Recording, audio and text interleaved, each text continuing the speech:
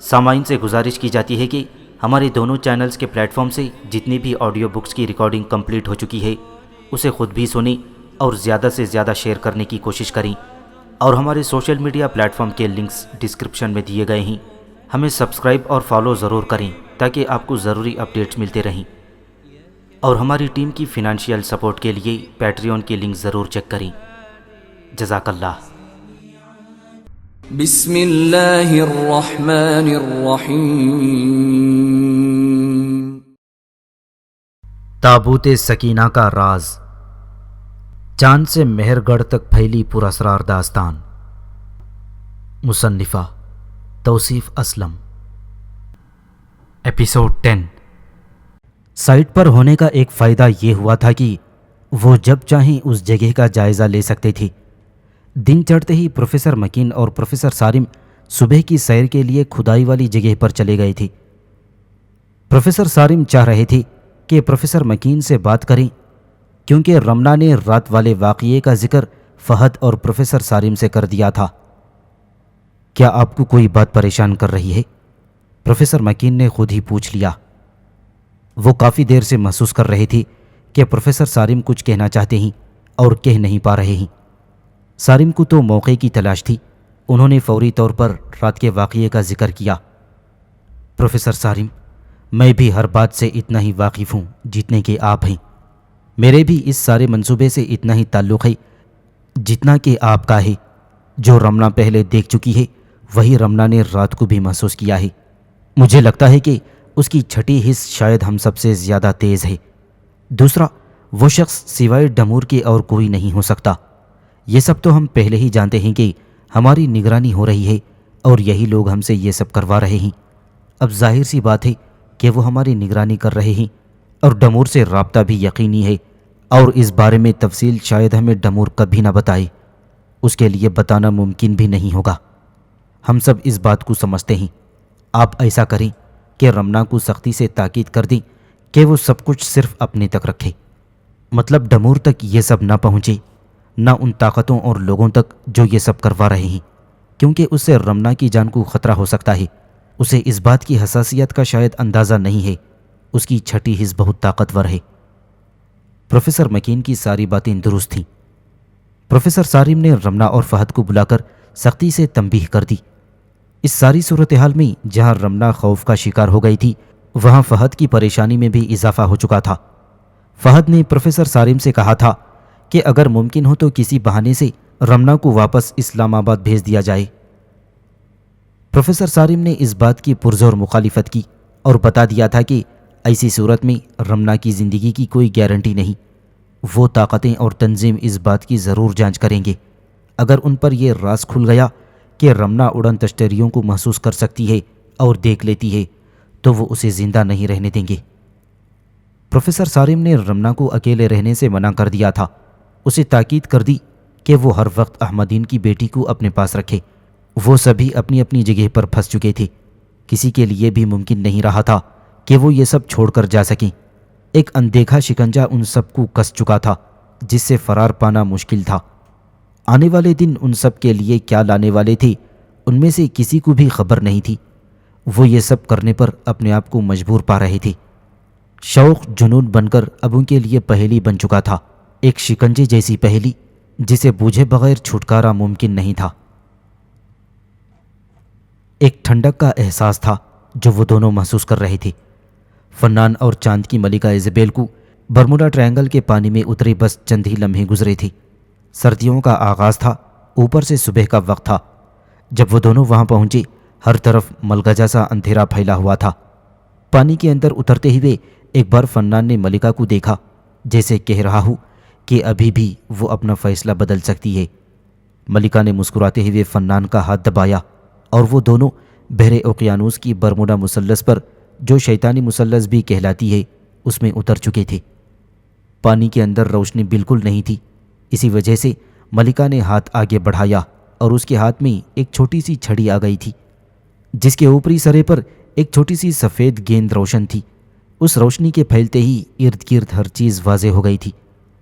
وہ دونوں آہستہ آہستہ ارد گرد کا جائزہ لے رہے تھے۔ اس کے ساتھ ہی وہ اس مثلث کی تہہ میں بھی اتر رہے تھے جہاں ہر طرف خاموشی چھائی ہوئی تھی۔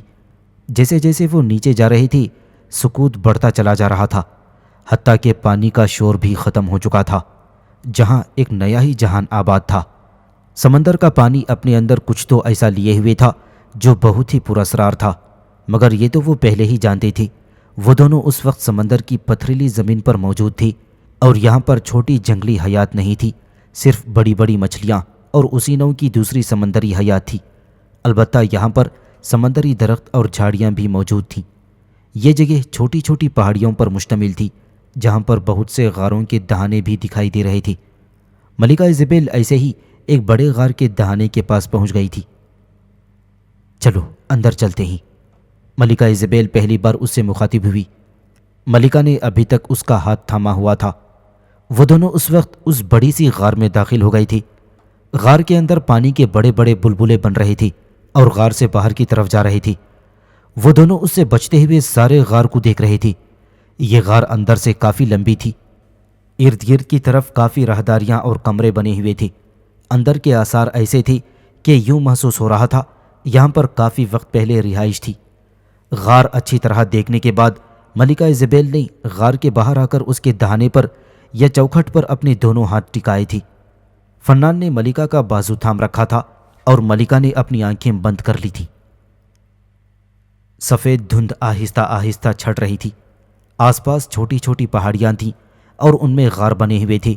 ان غاروں میں لوگ موجود تھے۔ دن کا وقت تھا، ہر طرف چہل پہل تھی۔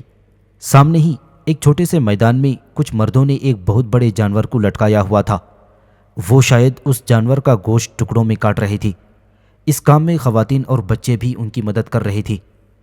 منظر بدلا، وہاں مزید غار بن چکے تھے۔ اس کے ساتھ ہی وہاں لوگوں کی تعداد میں اضافہ ہو چکا تھا۔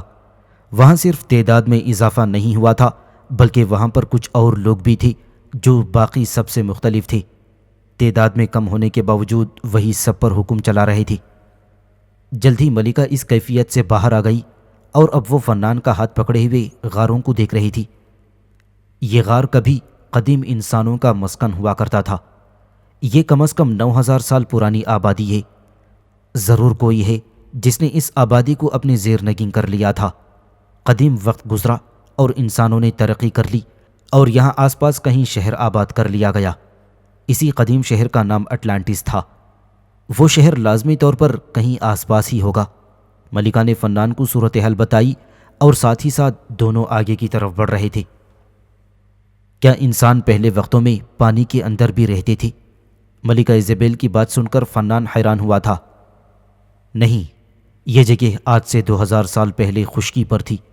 یہاں پر پانی 1500 سال کے درمیان آیا ہے، ملکہ نے وضاحت دی۔ تو کیا اٹلانٹس بھی سارے کا سارا پانی میں ڈوب گیا تھا؟ کیا ممکن ہے کہ ہمیں وہاں سے کچھ ملے گا؟ فنان کو مزید تجسس ہوا۔ میں نہیں جانتی کہ اٹلانٹس اسی برموڈا ٹرائنگل کے اندر ہے یا آس پاس کے علاقے میں ہے۔ رہی بات کچھ ملنے کی، تو ابھی تک میں اس بارے میں کچھ نہیں جان سکی، ملکہ ایزابیل نے سادگی سے اعتراف کیا۔ وہ دونوں اس وقت غاروں سے تھوڑا آگے نکل آئی تھی۔ اچانک ہی فنان کو کچھ نظر آیا اور اس نے تقریباً چلا کر ملکہ کو متوجہ کیا۔ وہ سامنے دیکھیں، وہاں کیا ہے؟ 2 دن سے مطلوبہ جگہ پر کھدائی جاری تھی۔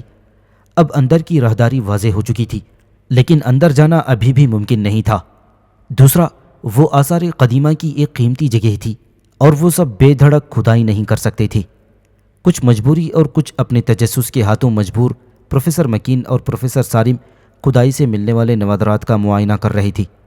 بہت سی چھوٹی چھوٹی چیزیں تھیں جن کو سنبھالنے کی ذمہ داری رمنا اور فہد کی تھی۔ زیادہ تو نہیں، مگر مقامی طور پر کام کر رہے رسالے اور اخبارات میں خبریں چھپنے لگی تھیں، بلکہ 1-2 لوگ ان کے پاس بھی آ چکے تھے۔ ان سب سے نمٹنے کی ذمہ داری فہد اور پروفیسر سالم کی تھی۔ کبھی کبھی پروفیسر مکین بھی ان سے بات کر لیتے تھے۔ کام 3 دن تک جاری رہا اور آخر ان کو ابتدائی کامیابی نصیب ہو ہی گئی۔ وہ لوگ سرنگ کا منہ اتنا کھلا کر چکے تھے کہ ایک آدمی آرام سے اندر جا سکتا تھا۔ شام سے کچھ پہلے وہ سب تیار تھے اندر جانے کے لیے۔ احتیاط کے طور پر انہوں نے پولیس کو صورتحال سے آگاہ کر دیا تھا۔ پتہ نہیں اندر کیا ان کا منتظر تھا۔ وہ سب ایک عجیب سی کیفیت میں تھے۔ سب سے پہلے فہد اندر اترا۔ اندر کا جائزہ لینے کے بعد وہ باہر آ گیا تھا۔ اس کے مطابق اندر ایک لمبی راہداری ہے اور شاید کچھ کمرے بھی ہیں، مطلب کافی جگہ ہے دیکھنے کے لیے۔ پروفیسر مکین نے مسکراتے ہوئے کہا، کیا خیال ہے پھر اندر کا جائزہ لیا جائے؟ ڈمور کو بہت جلدی تھی۔ کیوں نہیں، فہد، سعد اور رمنا باہر رکیں گے، میں، پروفیسر مکین، تم اور احمدین اندر جائیں گے۔ اب پروفیسر مکین نے ایک ہاتھ میں وائرس پکڑ رکھا تھا اور وہ اندر اتر گئے۔ باقی سب ان کے پیچھے تھے۔ سعد خوش تھا کہ اسے جانا نہیں پڑے گا، لیکن رمنا اس صورتحال سے خوش نہیں تھی۔ وہ اندر جانا چاہتی تھی۔ اندر کافی گھٹن تھی، گو کہ انہوں نے ماسک پہن رکھے تھے جو آکسیجن کی کمی اور زہریلی گیسوں سے بچنے کے لیے پہنے جاتے ہیں، لیکن پھر بھی وہ بے چینی محسوس کر رہے تھے۔ سب نے ہاتھوں میں ٹارچیں تھام رکھی تھیں۔ اس کے علاوہ احمدین اور ڈمور کے پاس تھیلے بھی تھے۔ وہ ارد گرد کا جائزہ لے رہے تھے جہاں 2 سے 3 راہداریاں تھیں۔ اس کے علاوہ ایک طویل راہداری بھی تھی جو آگے سے بند تھی۔ وہاں 2 بڑے اور ایک چھوٹا کمرہ تھا۔ ایک بڑے کمرے میں دیوار پر الماری موجود تھی، لیکن وہ زیادہ تر ٹوٹی ہوئی تھی۔ وہاں ایسا کچھ نہیں تھا جس کی انہیں تلاش تھی۔ جتنی ممکن تھی انہوں نے تصویریں اتار لیں اور جو بھی چیز نظر آئی اسے اپنے تھیلوں میں ڈال لیا تھا۔ وہاں انہیں ایک سراہی، 2 چھاگل اور کچھ اوزار ملے تھے۔ دیکھ کر اندازہ کرنا مشکل تھا کہ ان چیزوں کا استعمال کیا ہے۔ وہ اس وقت جس جگہ موجود تھے وہ 3 سے 4 فٹ زمین کے نیچے تھی۔ جہاں انہوں نے کھدائی کی تھی وہ ایک ٹیلا تھا۔ پروفیسر سارم اور مکین نے ارد گرد کی دیواروں کو اچھے سے ٹھونک بجا کر دیکھا، وہ سب مضبوط تھیں۔ لگتا ہے یہ ایک چھوٹا سا گھر ہے، پروفیسر مکین نے رائے دی۔ تم ٹھیک کہتے ہو، سارم نے تائید کی۔ وہ سب ارد گرد کا جائزہ لے رہے تھے، لیکن ڈمور کو شدید مایوسی ہوئی۔ وہ پریشانی میں ادھر ادھر ٹھوکریں مار رہا تھا۔ پروفیسر مکین نے اسے ناگواری سے دیکھا لیکن کہا کچھ بھی نہیں۔ ویسے بھی ان کے پاس بس 20 منٹ تھے، اس کے بعد وہ یہاں رک نہیں سکتے تھے۔ اچانک ہی ڈمور کی چیخ نکلتے نکلتے رہ گئی۔ کیا ہوا؟ سب سے پہلے پروفیسر مکین اس تک پہنچے تھے۔ ملکہ ایزابیل نے اس طرف دیکھا تھا جس طرف فنان اشارہ کر رہا تھا۔ سامنے ایک بڑا مجسمہ نظر آ رہا تھا۔ دور سے تو واضح نہیں ہو رہا تھا، لیکن وہاں ضرور انسانوں کی بنائی ہوئی چیزیں موجود تھیں۔ شاید یہی اٹلانٹس شہر تھا۔ وہ دونوں تیزی سے اس مجسمے کی طرف جا رہے تھے۔ قریب پہنچ کر ان کو اندازہ ہوا تھا کہ یہاں کافی سارے مجسمے اور بت ہیں۔ اس کے ساتھ یہاں پر کچھ عمارتوں کے آثار بھی تھے۔ وہ دونوں وہاں موجود مجسموں اور عمارتوں کو دیکھ رہے تھے۔ اسی دوران ایک بڑے مجسمے نے ان کی توجہ اپنی طرف کھینچی۔ وہ مجسمہ بالکل ویسا ہی تھا جیسا وہ توتن خامون کے اہرام میں دیکھ چکے تھے۔ پھر غور کرنے پر انہیں اندازہ ہوا کہ آدھے سے زیادہ مجسمے اور بت اہرام مصر میں موجود بتوں اور مجسموں جیسے تھے۔ ان کے سروں پر ویسی ہی ٹوپیاں اور سانپ بنے ہوئے تھے۔ فنان نے ملکہ کو دیکھا اور ملکہ اس کا مقصد سمجھ گئی۔ فنان، میں بھی حیران ہوں، یہ سب اہرام مصر جیسا ہے۔ شاید یہاں پر بھی ان کی ہی حکومت تھی یا یہ ان کے جیسی ثقافت رکھتے تھے۔ یہاں موجود ہر چیز اسی کی طرف اشارہ کر رہی ہے۔ فنان سے بات کرتے ہوئے ملکہ ایزابیل کو اپنے دائیں جانب روشنی محسوس ہوئی۔ وہ دونوں اسی جانب چل پڑے جہاں ایک اور عجوبہ ان کا منتظر تھا۔ وہ عجوبہ ہی تو تھا۔ سامنے ایک ترکون شکل کا اہرام تھا جس کے درمیان میں ایک بڑی آنکھ موجود تھی۔ دونوں نے بے اختیار ایک دوسرے کی جانب دیکھا، لیکن یہ مصر کے اہراموں سے مختلف تھا۔ وہ پتھروں سے بنے ہوئے تھے اور یہ سفید شیشے کی مانند چمک رہا تھا۔ وہ دونوں اب محتاط انداز میں آگے کی طرف بڑھ رہے تھے۔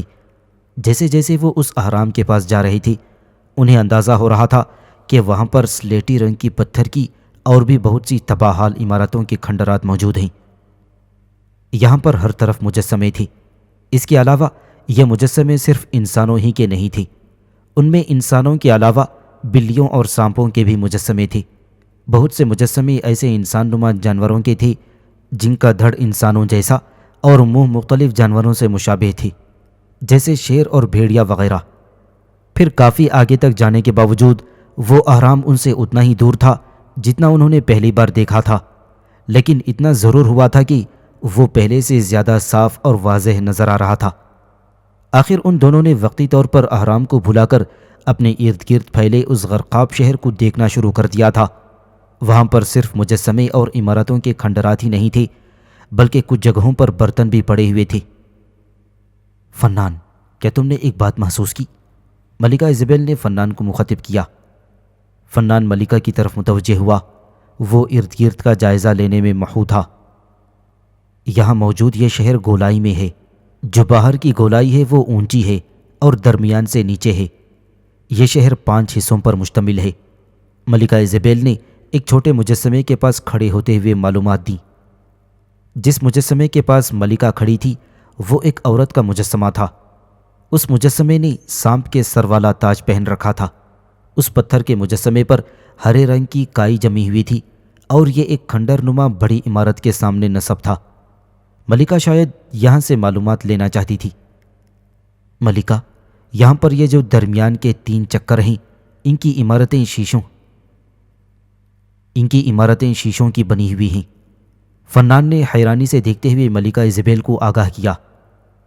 ملکہ نے مجسمے کے پاس کھڑے ہوتے ہوئے نیچے کی طرف جھک کر فنان کی کہی ہوئی بات کی تصدیق کر لی۔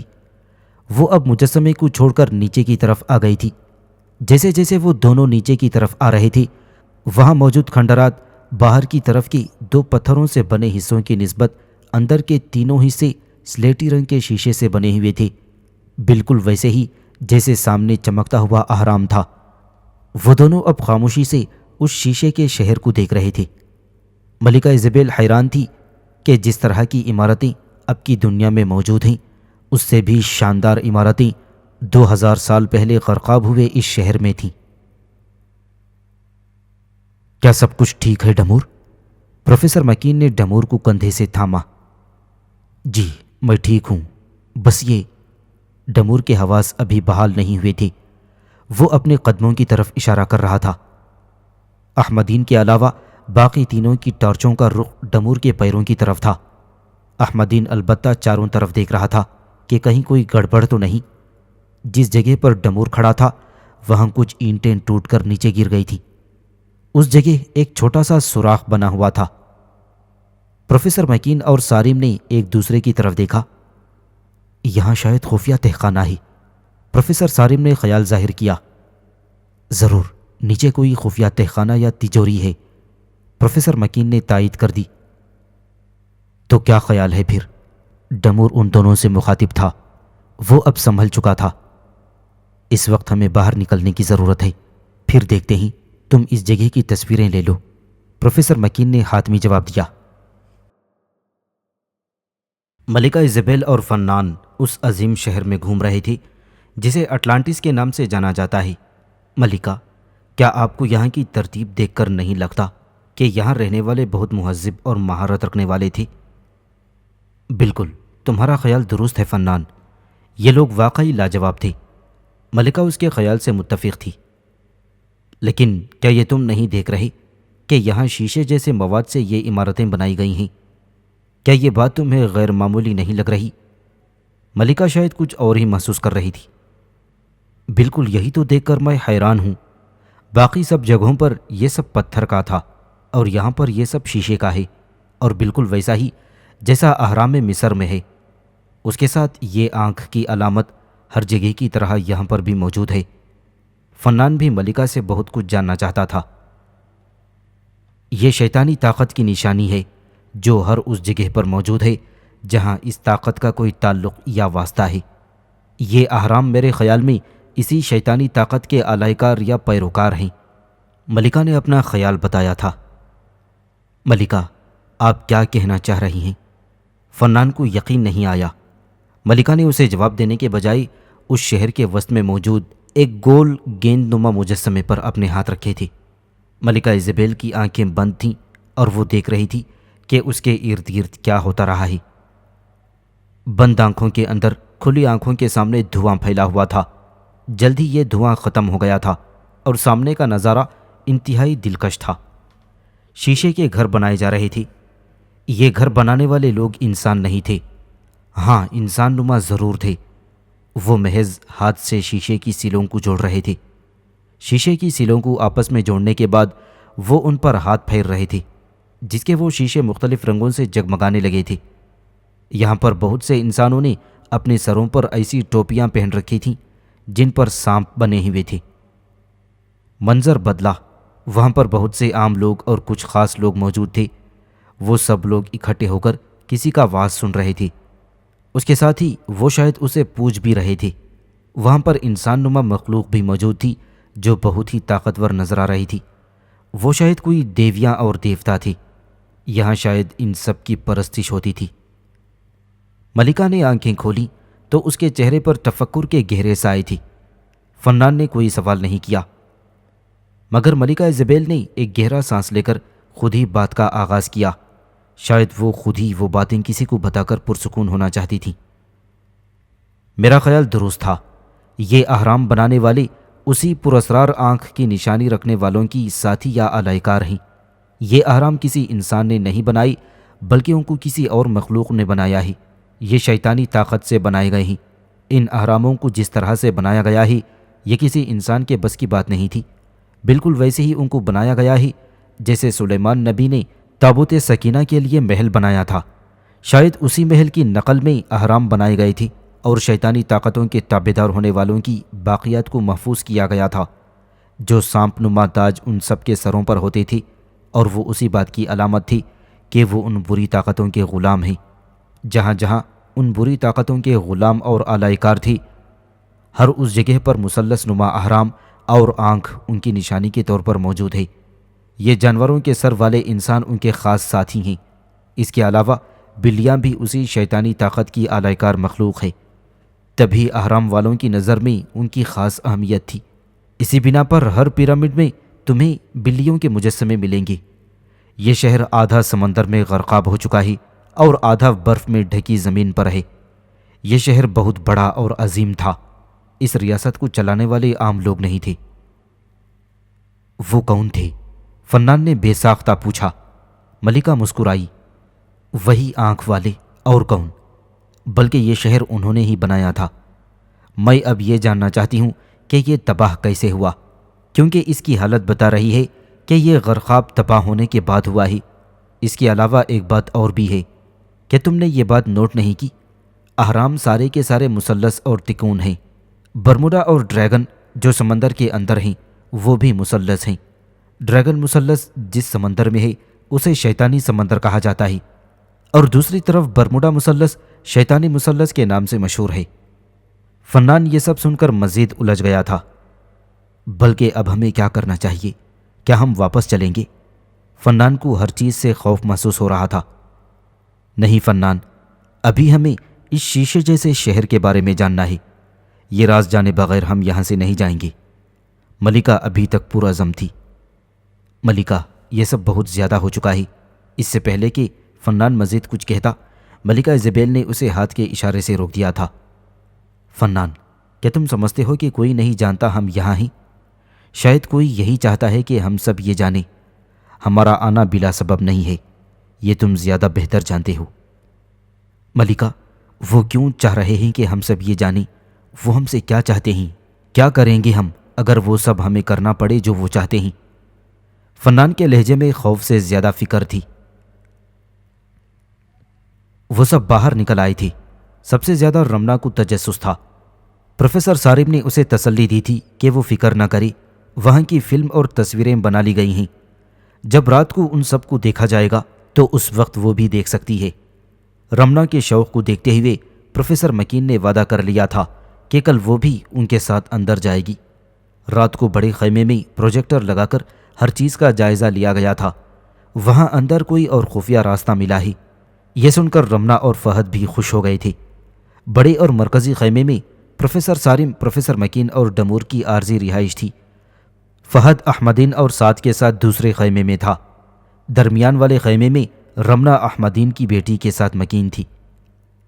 کیا خیال ہے آپ سب کا؟ وہاں کیا ہو سکتا ہے؟ پروفیسر مکین سب کی رائے جاننا چاہتے تھے۔ میرا خیال ہے کہ وہاں کوئی خفیہ تیجوری ہے، فہد نے سب سے پہلے رائے دی۔ وہ ایک چھوٹا سا مکان ہے تو اس کے علاوہ اور کیا ہو سکتا ہے؟ فہد نے اپنی رائے کے حق میں دلیل دی۔ یہ بھی ٹھیک ہے۔ پروفیسر سارم بھی شاید اس کی رائے سے متفق تھے۔ رمنا نے رائے دینے سے ہاتھ اٹھا لیا تھا کہ جب تک وہ دیکھے گی نہیں رائے نہیں دے سکتی۔ پروفیسر سارم اور ڈمور کی رائے بھی فہد سے ملتی جلتی ہی تھی۔ اب سب کو پروفیسر مکین کی رائے جاننے کا تجسس تھا۔ صاف لگ رہا تھا کہ وہ متفق نہیں ہیں۔ میں آپ سب کی رائے سے متفق ہوں، آپ سب اپنی جگہ درست ہیں، لیکن یہ بات مت بھولیں کہ جس زمانے میں یہاں تابوت سکینہ آیا ہوگا تب تو یہ شہر خالی ہی ہوگا، اور چھپایا تو ایسی جگہ جاتا ہے جہاں نظر کم پڑے، تو کیا کسی تجوری میں اس کی موجودگی ممکن ہے؟ پروفیسر مکین کی بات قابل غور تھی۔ وہ شاید یہاں پر تابوت سکینہ کی موجودگی کے بارے میں پر امید نہیں تھے۔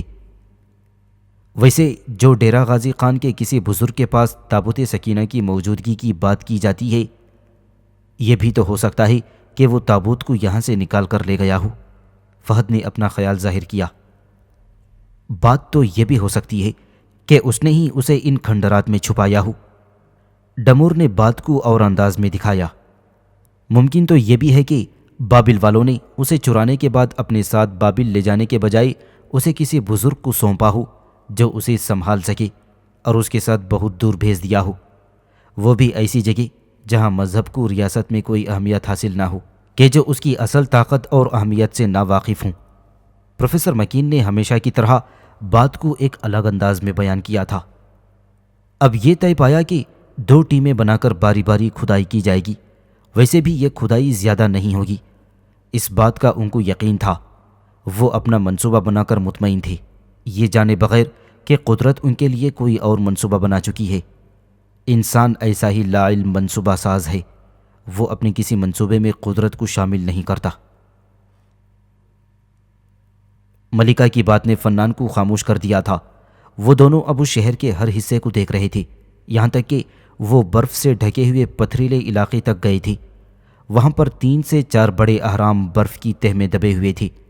یہاں ملکہ ایزابیل نے کسی بھی اہرام میں جانے اور اسے کھوجنے کی کوشش نہیں کی تھی، یہاں تک کہ جو پانی میں شیشے کا اہرام موجود تھا اس کے پاس بھی وہ نہیں گئی تھی۔ شہر کو ہر جگہ سے دیکھنے کے بعد ملکہ ایزابیل اور فنان ایک بار پھر شہر کے وسط میں پہنچ چکے تھے۔ ملکہ ایزابیل کو تلاش تھی کسی ایسی چیز کی جو اسے اس شہر کی تباہی اور اس کے بعد غرقابی کی وجہ جاننے میں مدد دے سکے۔ ملکہ، کہیں یہ شہر بھی تابوت سکینہ کے ساتھ کسی چھیڑخانی کے چکر میں تو تباہ نہیں ہوا؟ فنان نے ملکہ کو ایک بار پھر اپنا اندازہ بتایا تھا۔ ممکن ہے فنان، لیکن مجھے اس کا ثبوت چاہیے۔ جانے کیوں مجھے لگ رہا ہے کہ اس میں کوئی اور راز چھپا ہوا ہے۔ ملکہ، وہ اوپر دیکھیں، فنان جوش سے چلایا۔ ملکہ ایزابیل نے جب اوپر دیکھا تو شیشے کی ایک ٹوٹی ہوئی گول عمارت تھی جس کے اوپر گول سا چھجا بنا ہوا تھا۔ اس چھجے کو دیکھ کر لگ رہا تھا جیسے یہ کسی چیز کے رکنے کی جگہ ہے۔ ملکہ کو شاید اسی جگہ کی تلاش تھی جو اسے مل چکی تھی۔ وہ دونوں تیزی سے اس کے قریب پہنچے تھے۔ وہ گول عمارت شاید کسی خاص مقصد کے لیے استعمال کی جاتی تھی، مگر اس وقت اس کے بارے میں کچھ بھی نہیں کہا جا سکتا تھا، کیونکہ وہ اب صرف ایک کھنڈر تھا۔ ملکہ خاموشی سے آگے بڑھی تھی اور اس شیشے سے بنی عمارت کے کھنڈر کو اندر کی طرف سے تھام لیا تھا۔ ملکہ کی آنکھیں بند تھیں، لیکن اب اس کے اندر کی آنکھیں کھل چکی تھیں۔ سفید بادل سامنے سے ہٹ رہے تھے۔ بادل ہٹ جانے کے باوجود چند لمحوں تک اس کی آنکھیں اپنے ارد گرد دیکھنے کے قابل نہیں ہوئی تھیں۔ ہوتی بھی کیسے؟ ہر طرف روشنی کی چکا چوند تھی، اتنی روشنی تھی کہ اس روشنی سے شیشے سے بنا ہوا شہر جگمگا رہا تھا۔ ملکہ کی آنکھیں حیرت سے پھیل گئی تھیں۔ جو کچھ یہاں تھا وہ تو کہیں بھی نہیں تھا۔ اتنی بڑی بڑی گول شیشے کی بنی عمارتیں چاروں طرف پھیلی ہوئی تھیں۔ لوگ موتیوں سے سجے خوبصورت لباس پہنے آ جا رہے تھے۔ کچھ لوگ ان میں نمایاں بھی تھے۔ یہ وہی تھے جو اس شہر کو چلاتے تھے، اور ان کو ہی ملکہ نے یہ شہر بناتے بھی دیکھا تھا۔ ان کا قد اور لباس بھی باقی سب سے مختلف تھا، اور انہوں نے مختلف جانوروں کی طرز کے بنے ہوئے تاج پہنے ہوئے تھے۔ ان کے تاج ہیرے اور شیشے کی موتیوں سے بنے ہوئے تھے۔ وہاں پر ملکہ کو وہ شیشے سے بنی ہوئی اڑتی سواریاں عام نظر آ رہی تھیں، لیکن وہ زیادہ تر چھوٹی تھیں۔ بڑی بڑی اڑتی چمکتی سواریاں جو ایسے شیشے سے بنی تھیں کہ اکثر کے اندر بیٹھے ہوئے لوگ بھی نظر آ رہے تھے۔ جس عمارت میں ملکہ موجود تھی اس کے اوپر آ کر بڑی بڑی شیشے کی سواریاں آ کر اترتی تھیں۔ یہ جگہ جہاں وہ موجود تھی وہ شاید بہت سی چیزوں کو کنٹرول کرنے کا مقام تھا۔ شاید ملکہ کو یہاں سے مزید کچھ نہیں جاننا تھا۔ سامنے کا منظر اب آہستہ آہستہ دھندلا رہا تھا اور سفید پردے میں سے نیا منظر ملکہ کے ارد گرد ظاہر ہونے لگا تھا۔ یہ کیا؟ جہاں ملکہ موجود تھی وہاں پر ہی شاید کچھ ہونے جا رہا تھا۔ باہر ہر طرف چہل پہل تھی، لیکن وہاں پر سب کچھ نارمل تھا، لیکن یہاں اندر ایک بے چینی پھیلی ہوئی تھی اور کچھ بہت خاص ہونے جا رہا تھا۔ یہاں موجود لوگ وہی خاص لوگ تھے جو یہاں پر حکمران اور منتظم تھے۔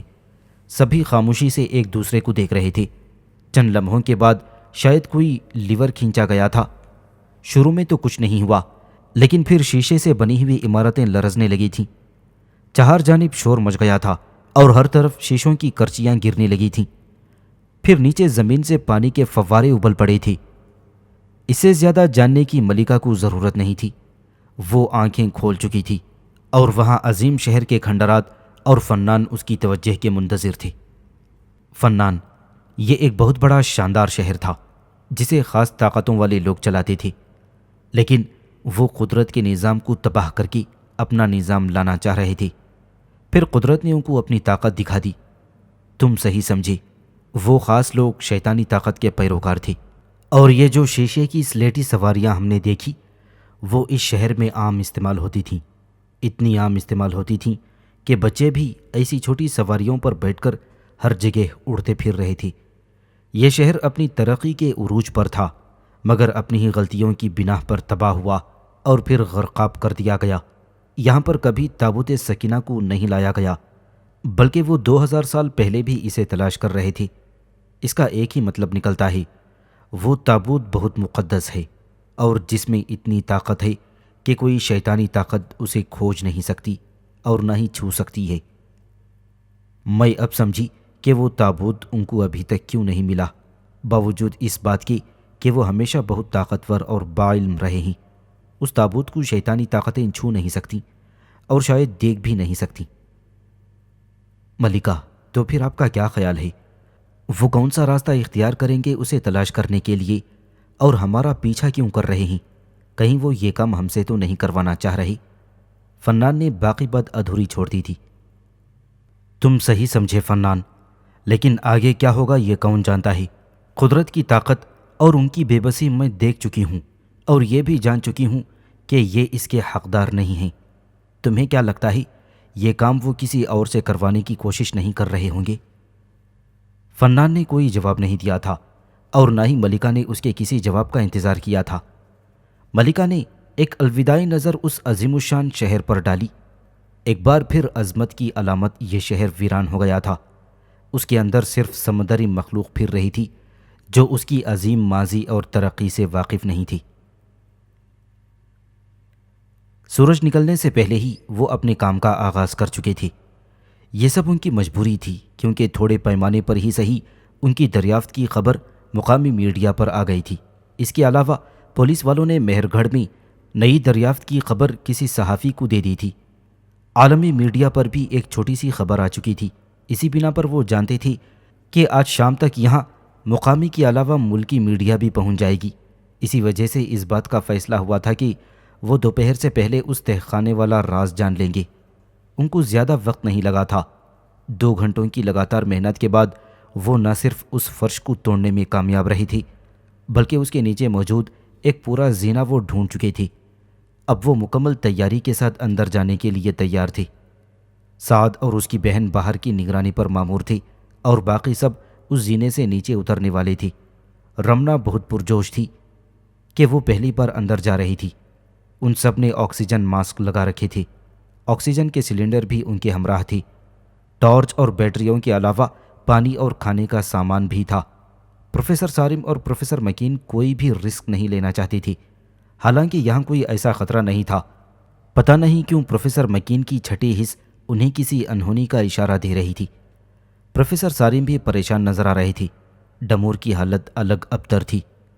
وہ کیوں، یہ بات کسی کو سمجھ نہیں آئی تھی۔ وہ سب نیچے اتری تھی اور سب سے پہلے اس چھوٹے سے گھر کا دوبارہ تسلی سے جائزہ لیا گیا تھا۔ باوجود اس بات کی کہ وہ صبح سے 2 بار یہ عمل کر چکی تھی، رمنا البتہ پہلی بار دیکھ رہی تھی تو وہ کافی خوش تھی۔ ایسا ہوتا بھی تو کیوں نہ، اس کے بچپن کا خواب تھا جو پورا ہو رہا تھا۔ مکمل اطمینان کر لینے کے بعد انہوں نے زینے سے نیچے اترنے کا فیصلہ کیا۔ سب سے پہلے پروفیسر مکین اور پروفیسر سارم تھے، ان کے پیچھے احمدین اور ڈمور تھی، سب سے آخر میں فہد اور رمنا اترے تھے۔ جیسے جیسے وہ نیچے جا رہی تھی ان سب کو اپنی رگوں میں ایک سنسنی دوڑتی ہوئی محسوس ہو رہی تھی۔ کوئی 20 سے 25 سیڑھیاں اترنے کے بعد وہ ایک کمرے میں پہنچ گئے تھے۔ اب وہ سب اپنے ارد گرد ٹارچ سے دیکھنے کی کوشش کر رہی تھی کہ یہ کیسی جگہ ہے۔ سامنے کی طرف پروفیسر مکین نے ٹارچ کی روشنی کی تھی۔ یہ کیا ہے؟ اس کے دانتوں تلے پسینہ آ گیا تھا۔ باقی سب یہ دلچسپی دیکھ رہے تھے۔ پروفیسر سارم نے پروفیسر مکین کی حالت کو محسوس کیا اور قریب ہو کر اس کا ہاتھ دبا کر تسلی دی۔ پروفیسر سارم، آج کوئی انہونی ہونے والی ہے، مجھے میری چھٹی حس خبردار کر رہی ہے، ہمیں اب سوائے معجزے کے کوئی نہیں بچا سکتا۔ پروفیسر مکین کی دہشت میں ڈوبی سرگوشی بمشکل پروفیسر سارم کے کانوں تک پہنچی تھی۔ باقی سب ہر بات سے بے خبر ایک بڑی سی تخت نما تشتری کو دیکھ رہے تھے جس کے چاروں طرف سانپ کے سر جیسے کنڈے بنے ہوئے تھے۔ ان سانپ کے سروں کے درمیان میں ایک مثلث سی بنی ہوئی تھی جس پر آنکھ کی شبیہ تھی۔ وہ سب ابھی دیکھ ہی رہے تھے کہ ان کے آس پاس تیز روشنی پھیل گئی۔ وہ سبھی خوف زدہ ہو کر پیچھے ہٹے۔ پروفیسر مکین نے گھبرا کر پروفیسر سارم کا بازو تھاما۔ کیا انہونی ہو گئی ہے جس کا اشارہ پروفیسر مکین کو اس کی چھٹی حس دے رہی تھی کہ ڈمور کا خوف حقیقت کا روپ دھار چکا ہے؟ کیا ہونے والا ہے؟ ملکہ ایزابیل اور فنان چاند کے اندر موجود اپنے خفیہ ٹھکانے پر پہنچ چکے تھے۔ دونوں نے ایک دوسرے سے کوئی بات نہیں کی تھی، شاید کہنے سننے کو کچھ نہیں بچا تھا۔ ملکہ سمجھ نہیں پا رہی تھی کہ وہ یہاں اپنی مرضی سے آئی ہے یا اسے لایا گیا ہے۔ یہاں اسے کون سی طاقت لائی ہے؟ شیطانی طاقت، اچھائی کی طاقت یا اس کی اپنی ضرورت؟ لیکن کچھ بھی ہو، اسے مکمل کیے بغیر جانا وہ نہیں چاہتی تھی اور نہ ہی اسے یہ مناسب لگ رہا تھا۔ فنان کافی دیر سے دیکھ رہا تھا کہ ملکہ گہری سوچ میں ڈوبی ہوئی ہے۔ وہ جانتا تھا کہ جو حالات اب ہو چکے ہیں، ایسے میں ملکہ کا پریشان ہونا اچنبھے کی بات نہیں تھی۔ پتہ نہیں کیوں اسے لگ رہا تھا کہ اصل بات یہ نہیں ہے۔ ملکہ ایزابیل کی پریشانی کی وجہ یہ ہے کہ وہ کسی غلط ہاتھ میں استعمال نہیں ہونا چاہتی تھی۔ دوسرا، اگر وہ اتنی طاقتور تھی کہ ان کو یہاں بلا سکیں، ان کی نگرانی کر سکیں، تو وہ انہیں اپنے مقاصد کے لیے استعمال بھی کر سکتے تھی۔ ملکہ کیا سوچ رہی ہیں؟ فنان سے رہا نہیں گیا۔ وہ خود بھی بہت پریشان تھا کہ کل کا دن ان کے لیے کیا لانے والا ہے۔ تم جانتے ہو میں کیا سوچ رہی ہوں، ملکہ ایزابیل نے تھکے ہوئے انداز میں جواب دیا تھا۔ ملکہ ایزابیل اتنے سارے سفر میں تھکی نہیں تھی جتنا اس سوچ نے تھکا دیا تھا۔ ملکہ ایزابیل اتنے خطروں کے باوجود نہیں ڈری تھی جتنا اس بات پر خوف محسوس کر رہی تھی کہ کہیں وہ غلط ہاتھوں میں استعمال نہ ہو جائے۔ مجھے صرف اس بات کا خدشہ ہے کہ مجھے شیطانی طاقتیں اپنا اعلی کار بنانے میں کامیاب نہ ہو جائیں۔ ملکہ نے فنان کو دیکھے بغیر ایک بار پھر اپنی اصل پریشانی بتائی۔ مطلب؟ فنان کو سمجھ نہیں آیا کہ ملکہ کیا کہہ رہی ہے۔ فنان، یہ سچ ہے کہ شیطانی قوتوں نے ہمیں استعمال کیا ہے، لیکن ابھی وہ ہمیں اپنا دستے بازو نہیں بنا سکی، اور مجھے خوف لاحق ہے کہ وہ خود تو پاکیزہ چیزوں کو چھو نہیں سکتی تو کہیں اس کام کے لیے ہمیں نہ استعمال کریں۔ میں نہیں چاہتی کہ مجھے کسی شیطانی کام کی انجام دہی کے لیے مجبور کیا جائے۔ ملکہ نے بے بسی سے فنان کو جواب دیا۔ اس پر فنان کیا کہتا؟ یہاں تو ساری بازی پلٹی ہوئی تھی۔ کہاں تو وہ اپنی کائنات میں حکومت مستحکم کرنا چاہتی تھی اور کہاں وہ اپنے آپ کو بچنا تو کیا کسی کا اعلی کار بننے سے روکنے سے بھی لاچار ہیں۔ تو کیا ہم کل اپنے آخری سفر پر جائیں گے؟ میرے کہنے کا مطلب ہے، کیا ہم مہر گڑھ جائیں گے؟ فنان نے ملکہ ایزابیل کی بات کا کوئی جواب دینے کے بجائے آگے کا لائحہ عمل جاننا چاہا۔ بالکل فنان، ہماری اگلی منزل دھاڈر بلوچستان میں موجود مہر گڑھ کے کھنڈرات ہیں۔ ہم وہاں ضرور جائیں گے، کیونکہ کوئی بھی اپنی تقدیر سے نہیں بچ سکتا، میں بھی نہیں، بھلے میں اس کائنات کی ملکہ اور محافظ ہوں۔ میں خود کو تقدیر سے نہیں بچا سکتی، یہ ہونی ہو کر ہی رہے گی۔ آخر میں ملکہ مسکرائی۔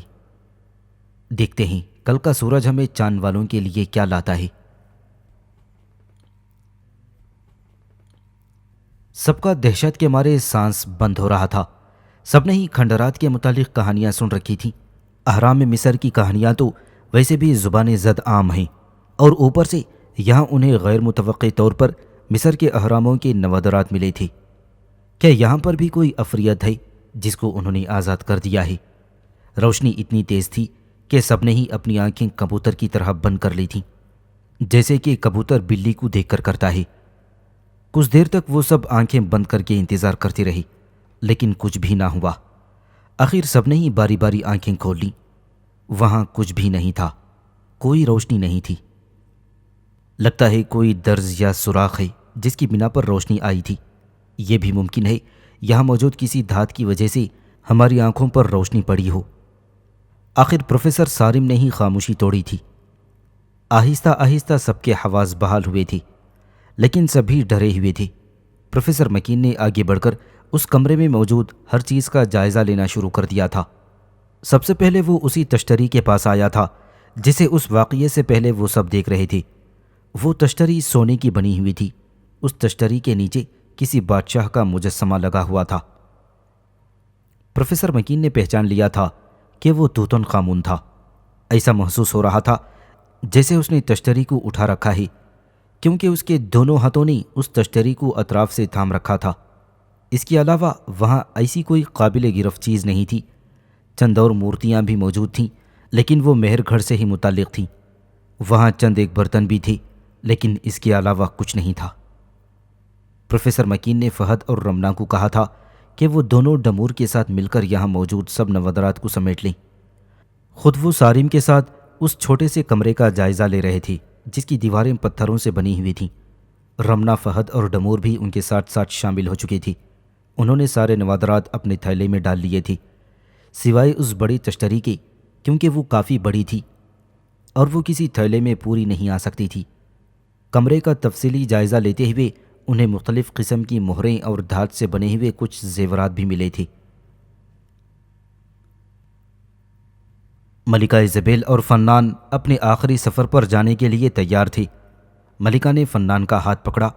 اس نے اپنے اس خفیہ ٹھکانے پر آخری نظر ڈالی، ساتھ ہی ساتھ ہاتھ ہلایا، جس سے وہ خفیہ ٹھکانہ تحلیل ہونا شروع ہو گیا تھا۔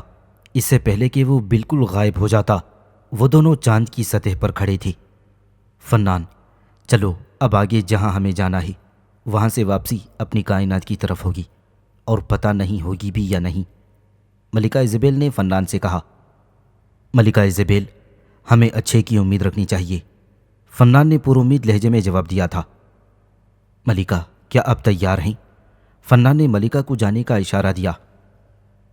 ملکہ، ہم غائب حالت میں وہاں جائیں گے، فنان نے اگلا لائحہ عمل بتایا تھا، اور ساتھ ہی ایک لمحے کی بھی تاخیر کیے بغیر وہ وہاں سے نکل آئے تھے۔ پلک جھپکنے میں وہ دونوں مہر گھڑ کے کھنڈر میں موجود تھے۔ کیا یہی ہے وہ جگہ؟ ملکہ ایزابیل نے حیران ہوتے ہوئے فنان سے پوچھا۔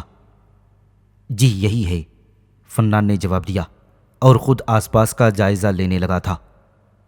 یہ بات تو واضح ہے کہ کبھی یہاں شہر آباد ہوگا۔ ملکہ بھی اب ان کھنڈرات کو دیکھ رہی تھی جو اس کے ارد گرد پھیلے ہوئے تھے۔ فنان، یہاں پر تو کھدائی ہو رہی ہے۔ ملکہ نے وہاں پر موجود سعد اور اس کی بہن کی طرف اشارہ کیا۔ بالکل، اور ان کی حفاظت بھی ہو رہی ہے۔ فنان نے بھی اسی طرف توجہ دی جہاں بہت سے پولیس والے موجود تھے۔ صرف حفاظت ہی کیوں، یہاں تو نگرانی بھی ہو رہی ہے، ملکہ مسکرائی۔ مطلب کہ؟ فنان نے بات ادھوری چھوڑ دی تھی۔ تم درست سمجھے ہو فنان، اور کون ہو سکتا ہے؟ بس تم تیار رہو، لیکن ٹھہرو، پہلے میں جاننا چاہتی ہوں کہ یہاں کیا ہو رہا ہے اور کیا ہو چکا ہے۔ ملکہ نے آس پاس نظر دوڑائی اور ایک چھوٹی دیوار کو پکڑ کر نیچے بیٹھ گئی تھی۔ فنان ہر طرح کے حالات کے لیے تیار تھا۔ اس نے سوچ لیا تھا کہ اگر کوئی گڑبڑ ہوئی تو وہ کچھ بھی سوچے بغیر چاند کائنات پہنچ کر دم لے گا۔ ملکہ ایزابیل کے آنکھ بند کرتے ہی اس کے اندر کی آنکھ کھل گئی تھی۔ سامنے موجود سفید دھند آہستہ آہستہ کم ہو رہی تھی۔ ملکہ کو دیکھنے میں زیادہ دشواری نہیں ہو رہی تھی، کیونکہ وہاں کا موسم سہانا تھا۔ ہر طرف کالی گھٹائیں چھائی ہوئی تھی، لوگ آ جا رہے تھے۔ وہاں موجود لوگ باقی جگہوں کے برعکس سادہ اور صاف ستھرے تھے۔ گلیاں پتھروں اور اینٹوں سے بنی ہوئی تھی۔ یہاں پر بلند و بالا عمارتیں نہیں تھیں، بلکہ لال اینٹوں سے بنے گھر ایک ترتیب سے قطار در قطار کھڑے تھے۔ ہر طرف سکون تھا، کہیں کوئی افراتفری نہیں تھی، سبھی اپنے کاموں میں مصروف تھے۔ جس جگہ ملکہ بیٹھی ہوئی تھی وہ سب ایک چوراہے کا چبوترا تھا۔ ملکہ نے کچھ دیر وہاں رک کر سب کچھ دیکھا تھا، لیکن ملکہ کو وہاں کچھ بھی ایسا نظر نہیں آیا تھا کہ وہ کوئی اندازہ لگا سکے۔ ملکہ اٹھ کھڑی ہوئی تھی۔ فنان، اب ہمیں کچھ اور دیکھنے کی ضرورت ہے۔ ملکہ، کیا خیال ہے؟ وہاں جو لوگ کھڑے ہیں، کیا ہمیں وہاں جانا چاہیے؟ فنان نے سوالیہ انداز میں رائے دی۔ ملکہ ایزابیل سر ہلاتے ہوئے اسی طرف چل پڑی تھی۔ وہ دونوں بہت محتاط طریقے سے آگے بڑھ رہے تھے۔ سوراخ کے پاس کھڑے ہو کر دونوں نے ایک دوسرے کو دیکھا اور ساتھ ہی وہ اس نئی دریافت ہوتے ہوئے چھوٹے مکان کے اندر بھی پہنچ گئی تھی، اور ان دونوں کا رخ نیچے کے کمرے کی طرف تھا جہاں کچھ لوگ پہلے سے موجود تھے۔ فنان نے تشتری کی طرف اشارہ کیا تھا جہاں مثلث اور آنکھ کو دیکھ کر ملکہ کی مسکراہٹ گہری ہو گئی تھی۔ مطلب اس تلاش میں وہ اکیلے نہیں تھے۔ کیا تم نے اس تشتری کے نیچے توتن خامون کا مجسمہ نہیں دیکھا؟ ملکہ نے مسکراتے ہوئے کہا۔ وہ دونوں اب اس تشتری کے نیچے پہنچ گئی تھی۔ ملکہ ایزابیل نے بیٹھنے سے پہلے انہیں دیکھ کر ہاتھ ہلایا تھا اور وہ سب کے سب بے ہوش ہو گئی تھی۔ ان کی طرف سے تسلی کر لینے کے بعد ملکہ ایزابیل نے اس تشتری کو پکڑا تھا اور اب وہ جاننا چاہتی تھی کہ یہ یہاں کس طرح آئی ہے۔ ملکہ کا خیال تھا کہ یہ معاملہ اس کے ذریعے سلجھ جائے گا۔ بند آنکھوں کے پیچھے دھویں کی سفید چادر تھی جس کے ہٹتے ہی سامنے کا منظر صاف ہو گیا تھا۔ کچھ لوگ قدیم جنگی لباس میں اپنے گھوڑوں اور بھگی کے ساتھ موجود تھے جو بات چیت کر رہے تھے کچھ ایسے لوگوں سے جو شاید کوئی مذہبی پیشوا تھے۔ کچھ دیر بات کرنے کے بعد انہوں نے بھگی سے ایک صندوق نکال کر ان مذہبی پیشواؤں کو دیا تھا جنہوں نے اس صندوق کو ایک تشتری میں رکھوا لیا تھا۔ یہ وہی تشتری تھی جو اس وقت ملکہ کے سامنے تھی۔ اس کے بعد وہ لوگ گھوڑے دوڑاتے ہوئے واپس چلے گئے تھے۔ ملکہ نے اب آس پاس دیکھنا شروع کر دیا تھا۔ وہ اس صحرا میں کوئی نقلستان تھا، وہاں کھجوروں کے بہت سے درخت تھے۔ وہ اس وقت جہاں کھڑی تھی وہ ایک بہت عظیم الشان عمارت تھی جو مٹی کے رنگ کے پتھروں سے بنی ہوئی تھی۔ وہاں موجود زیادہ تر لوگوں نے سانپ کے سر والی ٹوپیاں پہن رکھی تھیں۔ وہ سب شاید کسی تنظیم سے تعلق رکھتے تھے۔ اس کے علاوہ اور بھی بہت سے لوگ اپنے جسم پر کپڑا لپیٹے اور ایک چادر کندھے پر ڈالے آ جا رہے تھے۔ جن لوگوں کے سپرد وہ صندوق کیا گیا تھا وہ اسے لے کر عمارت کے اندر چلے گئے تھے۔ اس کے بعد سفید دھند سے ایک اور منظر نمودار ہوا تھا۔ اب ملکہ کی آنکھیں ایک نیا نظارہ دیکھ رہی تھیں۔ اب وہ صندوق بھگی میں ڈال کر کہیں اور لے جایا جا رہا تھا۔ اس صندوق کو ایک پانی کے جہاز میں رکھ دیا گیا تھا۔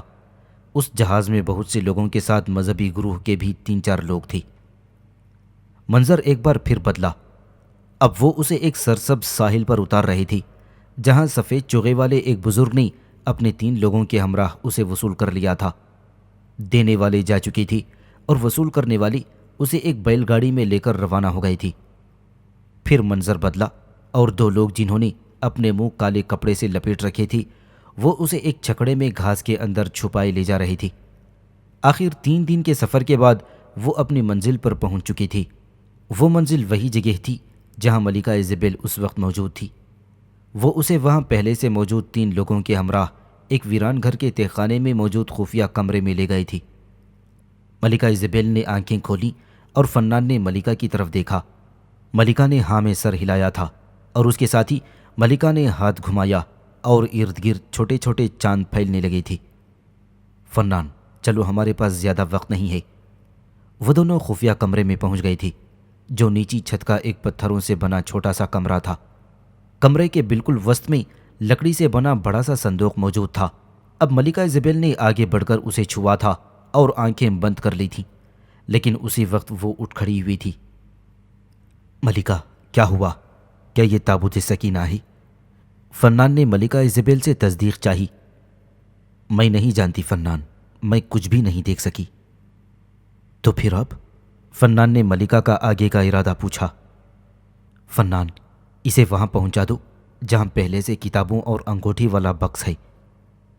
ملکہ، یہ میرے لیے ممکن نہیں، فنان نے معذرت کی۔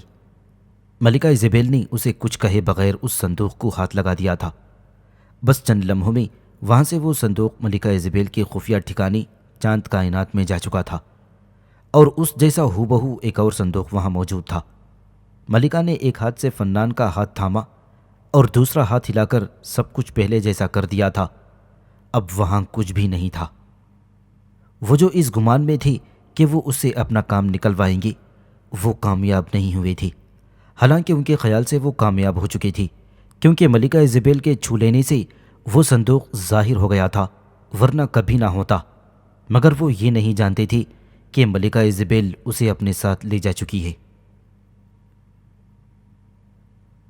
سب کو خفیہ کمرے کی سیڑھیاں اترنے سے پہلے یوں محسوس ہوا تھا جیسے انہیں کوئی چکر آیا ہو۔ لگتا ہے نیچے گھٹن ہے، فہد نے اپنا خیال ظاہر کیا تھا۔ وہ سب سے آگے تھا اور اس نے ٹارچ پکڑی ہوئی تھی۔ وہاں صرف 10 سیڑھیاں تھیں۔ نیچے اتر کر سب کی نظر اسی صندوق پر پڑی تھی۔ سب نے ہی بے اختیار ایک دوسرے کی طرف دیکھا۔ پتہ نہیں کیوں کسی نے بھی خوشی کا اظہار نہیں کیا تھا۔ سب سے پہلے پروفیسر مکین آگے بڑھے تھے اور صندوق کو چھو کر دیکھا۔ فہد اور احمدین کے علاوہ باقی سب نے باری باری اسے قریب جا کر چھو کر دیکھا، اور سبھی اپنے اندر ایک سنسنی محسوس کر رہے تھے۔ شاید یہ ان کی کیفیت تھی جس سے وہ سب گزر رہے تھے۔ اسے اوپر والے کمرے میں لے جانے کی ضرورت ہے۔ ڈمور سب سے پہلے اس کیفیت سے باہر نکلا تھا۔ کسی نے بھی کوئی جواب نہیں دیا تھا۔ ڈمور، پروفیسر سارم اور پروفیسر مکین نے اسے اٹھا لیا۔ فہد اور رمنا آگے اور احمدین ان کے پیچھے اوپر تہ خانے میں آ گئے تھے۔ اس لکڑی کے صندوق کو انہوں نے اس تشتری میں رکھ دیا تھا۔ پروفیسر سارم اور پروفیسر مکین جانتے تھے کہ ڈمور نے ایسا کیوں کیا ہے۔ احمدین اور سعد، تم یہ تھیلے اٹھاؤ اور ان کو لے کر اس جگہ سے باہر نکلو، ہمیں اب مزید نہیں رکنا چاہیے۔ پروفیسر سارم کی بات سنتے ہی وہ دونوں تھیلے اٹھا کر اوپر چلے گئے تھے۔ پروفیسر سارم نے اشارہ کیا تھا اور رمنا بھی ان کے ساتھ چلی گئی تھی۔ ان کے جانے کے بعد پروفیسر مکین نے ڈمور سے پوچھا کہ اسے ان کی مدد چاہیے یا وہ کر لے گا۔ آپ دونوں اوپر جا کر میرا انتظار کریں، میں آ رہا ہوں۔ ڈمور کی بات سن کر وہ دونوں مکان کے اوپر والے حصے میں چلے گئے تھے۔ وہ دونوں احمدین، سعد اور فہد کو باقی بچا ہوا سامان باہر نکالنے میں مدد کرنے لگے تھے۔ سعد نے انہیں بتایا تھا کہ صحافیوں کے علاوہ صوبائی آثار قدیمہ کے لوگ بھی ان سے ملنے آ چکے ہیں۔ صحافیوں کو تو پولیس نے باہر روک لیا تھا، مگر آثار قدیمہ کے لوگ وہاں آ گئے تھے۔ اب وہ ان سے نیچے آنے کی اجازت طلب کر رہے تھے۔ پروفیسر سارم کے پاس اس کے علاوہ کوئی چارہ نہیں تھا کہ وہ ان کو اجازت دے دے۔ جب تک وہ دونوں نیچے اتر کر آئے، ڈمور بھی اپنا تھیلا اٹھائی اوپر آ گیا تھا۔ اس نے سر ہلا کر دونوں کو تسلی دی تھی۔ ڈمور خود اسی وقت وہاں سے باہر نکل گیا تھا۔ کسی نے اسے نہیں روکا۔ اس کی حالت ابتر تھی۔ پروفیسر مکین اور سارم ماہرین کو اپنی تحقیق اور اس نئی دریافت سے آگاہ کر رہے تھے۔ شام تک یوں ہی صحافیوں کی آمد کا سلسلہ جاری رہا۔ انہوں نے وہ سارے نوادرات آثار قدیمہ کے لوگوں کے سپرد کیے اور خود اسی شام مہر گڑھ سے سب کچھ سمیٹ کر سبی ہوٹل چلے گئے تھے۔ پروفیسر مکین اور سارم بہت اداس تھے۔ شاید وہ اس محبوب جگہ کو آخری بار دیکھ رہے تھے۔ رمنا پرجوش، جبکہ فہد خیریت سے جان چھوٹنے کی وجہ سے خوش تھا۔ ڈمور البتہ کافی خوفزدہ اور پریشان لگ رہا تھا۔ وہ کسی سے بھی بات نہیں کر رہا تھا۔ انہوں نے رات کو ایک آخری محفل جمائی تھی، لیکن ان کے پاس کہنے کو کچھ بھی نہیں تھا۔ یوں لگ رہا تھا کہ ہر بات ختم ہو چکی ہے۔ کیا وہ تابوت سکینہ تھا؟ رمنا سے رہا نہیں گیا اور اس نے پوچھ ہی لیا۔ فہد نے بے یقینی سے اسے دیکھا۔ اسے رمنا سے اس بے وقوفی کی امید نہیں تھی۔ پھر سوچا کہ وہی یہ بے وقوفی کر سکتی ہے۔ وہ تھا یا نہیں یہ تو ہم میں سے کوئی نہیں جانتا، لیکن اتنا ضرور ہے کہ اس کے مل جانے سے ہماری جان چھوٹ گئی، ڈمور نے جواب دیا۔ لیکن اگر تم میں سے کسی نے اس تشتری یا صندوق کا دوبارہ ذکر کیا تو یہ جان جو بچ گئی ہے بچی رہے، یہ کہنا تھوڑا مشکل ہے۔ پروفیسر مکین نے اسے تنبیہ کی۔ اس کے بعد وہاں مکمل خاموشی چھا گئی۔ اگلے دن انہوں نے کوئٹہ میں ایک تقریب میں شرکت کی اور شام کو خصوصی طیارے سے اسلام آباد پہنچ گئے تھے۔ پروفیسر مکین اور ڈمور 2 دن پروفیسر سارم کے گھر مہمان رہنے کے بعد واپس اٹالی چلے گئے تھے۔ رمنا اور فہد اپنی ایم فل کی تحقیق میں مصروف ہو گئے تھے۔ وہ دونوں اب بھی اس سفر کے بارے میں سوچ کر پرجوش ہو جاتے تھے، خاص طور پر رمنا۔ اس طرح یہ بہت خطرناک مہم بڑی خاموشی سے اپنے اختتام کو پہنچ گئی۔ میڈیا پر کچھ دن ذکر رہا، پھر وہ بھی ختم ہو گیا۔ اس مہم میں شریک ہر ایک نے اپنا مقصد پا لیا تھا، چاہے وہ خفیہ تھا یا اعلانیہ۔ زرغام نے محل کی سیڑھیاں اترتے ہوئے ملکہ ایزابیل اور فنان کو نیچے کھڑے دیکھا تھا۔ وہ بہت حیران ہوا تھا کہ خیر ہو یہ ایسے کیوں کھڑے ہیں۔ وہ تیزی سے نیچے آیا۔ سب خیریت ہے؟ کیا ہوا؟ آپ دونوں تو تابوت سکینہ کی تلاش میں زمین پر جانے والے تھے، تو گئے کیوں نہیں؟ زرغام نے ایک ہی سانس میں سوالات کی بوچھاڑ کر دی۔ وہ انہیں یوں محل کے سامنے کھڑا دیکھ کر پریشان ہو گیا تھا۔ ملکہ ایزابیل اور فنان نے حیران ہو کر زرغام کو دیکھا کہ یہ کیا کہہ رہا ہے۔ کیا مطلب؟ فنان نے اپنی حیرت کا اظہار سوال کی صورت میں کیا۔ آپ یوں کیوں کھڑے ہیں؟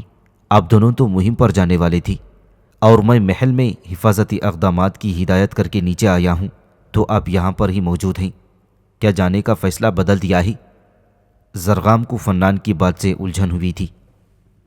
ملکہ ایزابیل نے صورتحال سمجھتے ہوئے فنان کا ہاتھ دبایا تھا کہ وہ خاموش رہے۔ ہاں زرغام، ایسا ہی ہے، تم پریشان نہ ہو، ہم یہیں پر ہیں۔ زرغام کو تسلی دینے کے بعد ملکہ ایزابیل نے فنان کو ساتھ چلنے کا اشارہ دے دیا تھا، اور وہ دونوں محل میں ملکہ کے خاص کمرے میں چلے گئے تھے۔ ملکہ، میں سمجھ نہیں سکا کہ کیا ہوا ہے۔ ہم وہاں اتنے دن گزار کر آئے ہیں، مگر یہاں پر تو محض چند لمحے گزرے ہیں۔ شاید ایک دن کے بدلے یہاں صرف ایک لمحہ گزرا ہے۔ تم ٹھیک کہتے ہو، میں بھی حیران ہوں۔ میں ایک اور بات سوچ رہی ہوں فنان۔ وہ کیا ملکہ؟ مجھے لگتا ہے کہ ہم بھی اسی کائنات کا حصہ ہیں جس کائنات میں دنیا آباد ہے۔ جیسے دنیا کی کائنات میں 7 کالے سوراخ یعنی بلیک ہول ہیں، ان میں سے ہی ایک ہماری طرف کھلتا ہے۔